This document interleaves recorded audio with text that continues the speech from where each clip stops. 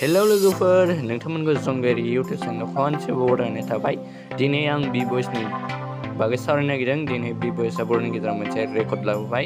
बेनो जादों बर'नि गेजेराव 1 मिलियन साबस्क्राइबार लाबोनो हाबाय। बिथांनिसिम निमनि कंग्रेचुलेसन्स आरो ᗵOइसआ खम समनि गेजेरावनो 1 मिलियन साबस्क्राइबारखौ खालामनो हाबाय। आरो ᗵOइस इउटिउब चेनेला दिनैसिम 2022 मायथाइसिम बिथाङा 9 लाख रां खामायनो हाबाय। नोंथांमोनखौ ᗵOइस इउटिउब चेनेलखौ 2 मिलियन साबस्क्राइब खालामनाय हेफाजाब होगोन होननानै बयनिसिमबो मिजिंथिनाय थाबाय। बिथांनि गुबै मुङानो जाबाय सन्जय बसुमतारी। बिथाङा उदालगुरि जिल्लानि सिङाव थायो। बिथाङा हिन्दी फानि बुंनानै भिडिअ बानायो। बिथांनि माखासे साबस्क्राइब गोबां दं आरो बिथाङा जोंनि बर'नि गेजेराव मोनसे रेकर्ड खालामनानै जोबोद गोजोनथाव बाथ्रा लाबोनो हाबाय।